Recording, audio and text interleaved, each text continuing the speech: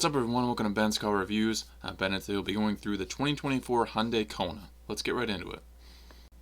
The 2024 Kona will be available to you in 4 different trim levels: SE, SEL, N-Line, and Limited.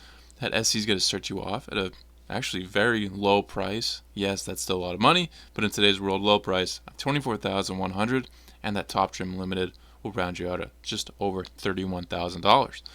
2 different engine options on this Kona. The first 2 trims get you a 2-liter 4-cylinder, 147 horsepower, 132 pound-feet of torque. And the bottom 2, N-Line and Limited, will get you a 1.6-liter turbocharged 4-cylinder, giving you some more power, 190 horsepower, 195 pound-feet of torque. That is probably a noticeable difference, enough to make you want to potentially buy that next trim up, gaining that horsepower and torque.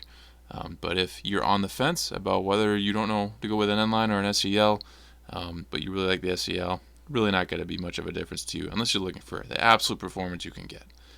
Transmissions, that 2-liter will pair up with an IVT, and the 1.6-liter will get you an 8-speed auto. Front-wheel drive is standard across all these trims. All-wheel drive is an option on all these trims as well.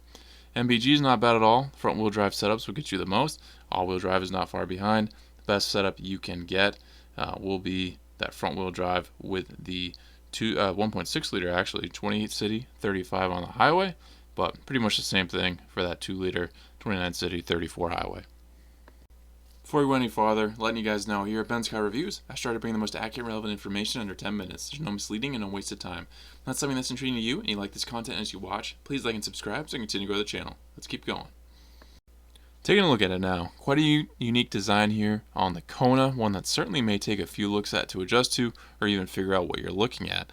But I think my consensus is a positive one, and I'm a fan of what Hyundai did here.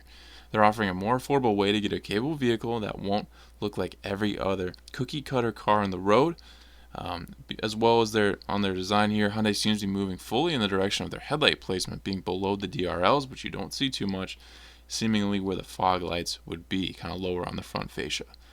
Many cool colors for this Kona, and the main one being shown off here by Hyundai is Soultronic Orange Pearl, as well as it being the limited trim in most of these pictures. Ultimate Red Metallic and Denim Blue Pearl are 2 of my favorite options as well. The basic overall looks on the SE are kind of what you get on all these trims, actually, with just different wheel size variants. You get 17-inch alloy wheels on the base. SEL goes up to 18-inch wheels, and you'll add roof rails. The N-Line, which I think is the best looking, gets you another size up with 19-inch wheels and a very nice design on them. Spoiler, dual exhaust outlet tip, as well as N-Line exterior accents. The Limited tacks on the available hands-free smart liftgate, as well as keeping the 19-inch wheels. I think what the Limited brings over the SEL is limited, no pun intended. Its looks are really no different, which you would expect that for being 3 trims higher. The SEL with the convenience package is less money than the Limited, and all that points, you're basically getting the same setup, just a different engine. Drive modes are available on all trims. Get LED headlights, taillights, DRLs, and high beam assists on all trims. That is a very nice touch that I'm honestly surprised to see, because you just don't get that for these price points. Body color side mirror on all trims except the N-Line, which will be gloss black. Body cladding will be black on all but the N-Line again, which will be body color. Active grille shutters on all trims. To give some perspective on the size of this Kona, measures in at 172 inches long and 63 inches tall. Certainly a fairly small rig, but adequate for most.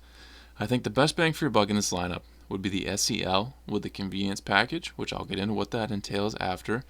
Given its price tag and the extra standard features over the base SE, I just think it falls in the sweet spot. However, if I'm the buyer, I want the N-Line. I think the sport look with the spoiler actually looks very cool on this Kona, and that it would turn heads, not to mention it's faster with that other engine. Whether the heads are turning because they're confused what they're looking at, or that they think it's awesome, it still counts as head turns. I think the Kona is poised to dominate the market going forward here. Other subcompact SUVs are offering a lot with sharp designs as well, but these price points for what you get, especially on the interior, is unmatched in my opinion. I talked it up, so now let's take a look at it, the interior here, and I think a really phenomenal design here from Hyundai. Simple, yet there's a lot going on that is very desirable.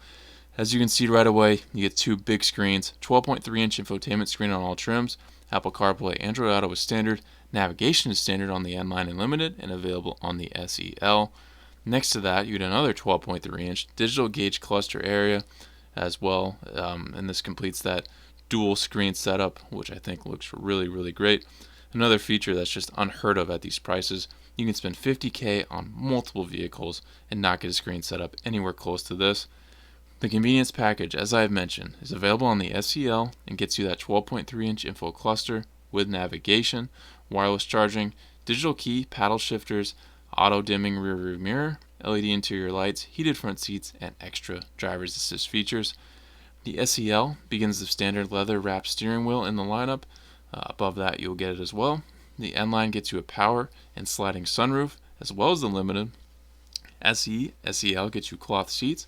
The N-Line gets you black Alcantara Sport combination seats, and the Limited gets you the H-Tex leatherette seating. SE gets you 6-way driver's seat adjustments, and the rest gets you 8-way. N-Line and Limited get you standard heated front seats, but only the Limited gets you ventilated as well, which ventilated front seats in a $31,000 vehicle, again, unheard of. You spend so much more money on multiple vehicles and you're not getting ventilated seats. So, phenomenal to see that from Hyundai. Bose 8-speaker premium audio is standard on the N-Line and Limited. You get up to 63.7 cubic feet of storage in your Kona, bigger than last year. Tons of standard driver's assist, safety, and technology features. Overall, I'm thrilled with this interior. It's seriously nicer than most vehicles I've reviewed, and that is arguably, a top 3 least expensive vehicle I've done out of my nearly 130 reviews thus far. That says a lot. Hyundai, 2 thumbs up. Phenomenal job here. Interview guys, if you're heading into this next year, you need a new vehicle. You want a subcompact SUV. You want that 5-seat capability. You don't need an 8-seat capability, and you don't want to be spending $60,000 just to get a car that you don't even need the full usage of. Subcompact is perfect for you. And you're digging this Kona. 2 other big players right away that come to mind are going to be the Mazda CX-30 and the new Chevy Trax. The Trax I have vouched for to many people, and in my review, I think it looks phenomenal. I think they totally did a 180 on the Trax.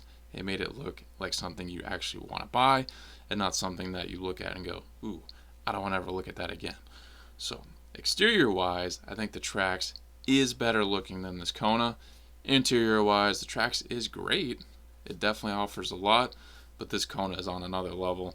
I think it's really those dual screens that get me to put this over the top, and I think, the seating that you're going to get for these price points is really nice.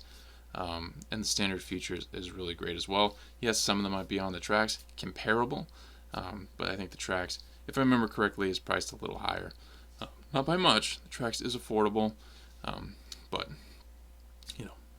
cross compare all those things, obviously, in any car purchase to get the most informed decision.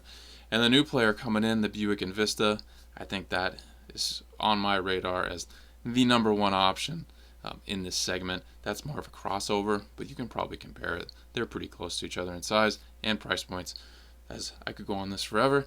But hopefully, this video helped you lay things out in a clear way. Hopefully it gives you a better understanding of what this offers as you make your decision. Thank you for watching this Benz car review. Please subscribe if not already. If you have an idea for a future review, drop in the comments and I'll see what I can do. If you'd like to become a member of the channel, have that option now. Check that out and join if you'd like. And I'll catch you in the next Benz car review.